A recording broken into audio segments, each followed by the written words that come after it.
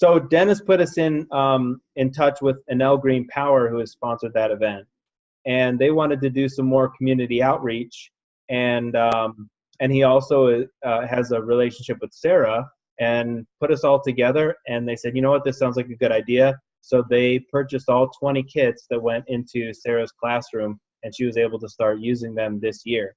So, you know, there are lots of grants out there. Some of those are really tricky and they're difficult to apply for. I've done some grant writing before. I'm sure everybody, maybe everybody on here has at least written a couple of grant proposals.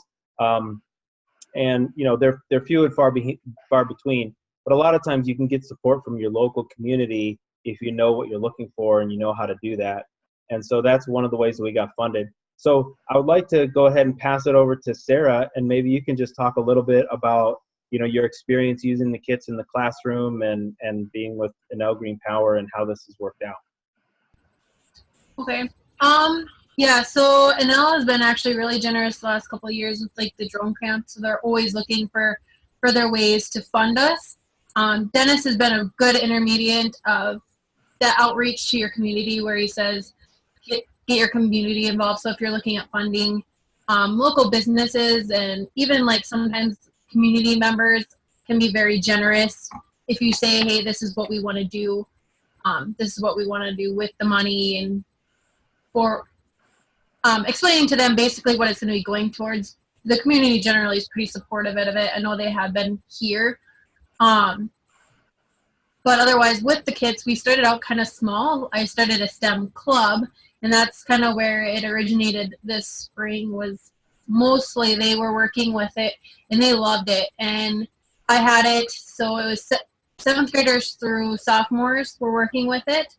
And I didn't pair them up into groups. They kind of matched themselves up, and it just kind of worked that we had like 7th graders working with freshmen, and so it was kind of nice to see them building those relationships even between different grade levels, and they were working very well together. The creation crates actually do a very good job of explaining to the kids. Some of them will come in with knowledge of kind of what a basic circuit is, but most kids don't really understand exactly how all the coding and everything does unless they've had something in it prior. So there's little Bitcoins that explain them. So a lot of the kids will come ask me, oh, what's this, or how does this work? And I'll kind of direct them initially towards using those, and it gives them a short little video on what it is and how it works. And then if they have any more questions after that, we kind of go through and explain it further in depth.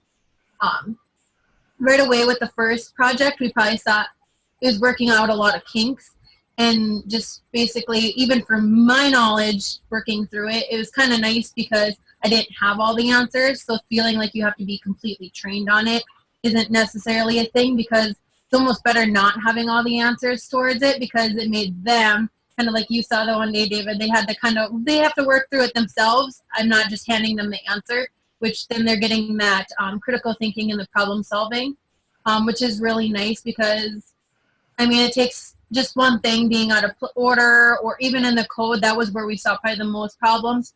I mean, the kids don't realize how just like a period or a simple like capital letter to lowercase letter or anything like that can totally throw off the code.